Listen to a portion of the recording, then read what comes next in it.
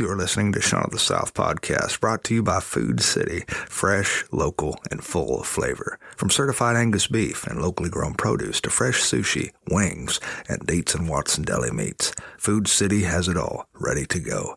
Enjoy curbside pickup, full-service floral, and pharmacies that accept thousands of insurance plans and benefit cards. Earn fuel bucks and save at any Gas and Go fuel center, because nobody does food like Food City. Find your nearest store at foodcity.com.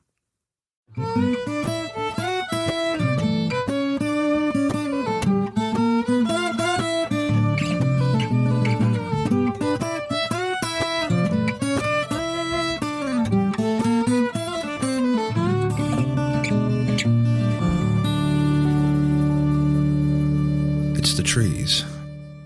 The trees get me every time.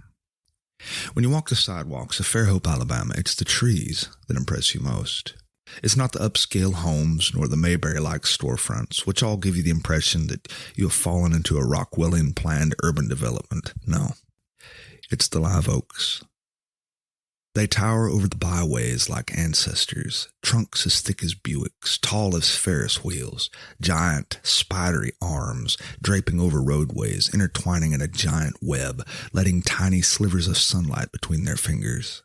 Their bark is covered in brilliant green resurrection ferns, which grow directly into the gnarled skin of each tree. Resurrection ferns do not steal water and nutrients from the oaks. They absorb it from the air. During drought, the ferns conserve water by shriveling and turning brown, but they're just sleeping, really.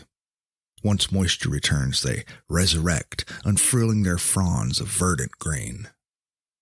But oh, the trees. You walk through the groves of Quercus virginianus, and you feel each tree's personality. Don't let anyone tell you that trees don't have personalities. One tree is strong and stalwart, almost symmetrically bold in its warrior pose. Another tree is slender, flexible, twisting its arms, gyrating in all directions, like the class clown in a senior photo. A stroll through Fairhope feels like walking through a private social club of southern live oaks. They gather together like they're mingling. You feel like a crawling toddler scuffling along the floor of your parents' living room during a cocktail party, crawling through the forest of adult legs, hearing adult conversations above you, but you have no idea what they're saying. Two massive trees in the distance have arms intertwined, almost like they're touching. It looks like they're holding hands. I've never seen trees do this before. It's amazing. Trees can be in love, says an old man who I meet in the park. He's sitting on a bench, staring at trees, waiting for his Pomeranian to finish watering the local vegetation. We humans think we're the only ones who can experience love, the old man says, but we have a lot to learn from trees. In the 1980s, a massive tree named Inspiration Oak grew in Fairhope. It was believed that she was 500 years old, dating back to Columbus's heyday. Some of her limbs were 200 feet long. Inspiration's trunk was wider than some two-car garages.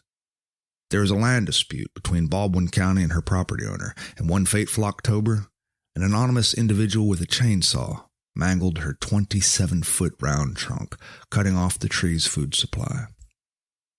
The story made national headlines, but what happened next surprised nobody who loved trees. Support for Inspiration came pouring from around the world.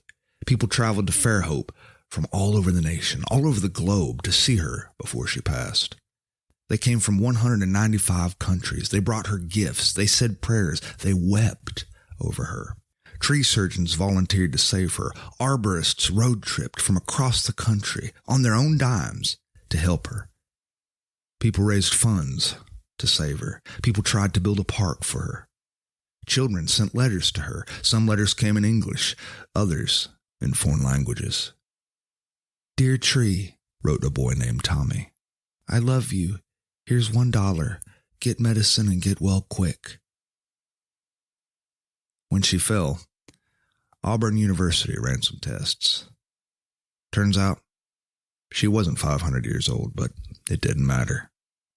What mattered back then, what matters today, is that people cared. People actually cared, and they still do care. In fact, more people care than those who don't. Loving kindness is not dead. Sometimes it is only sleeping. The old man really was right. We have a lot we can learn from trees.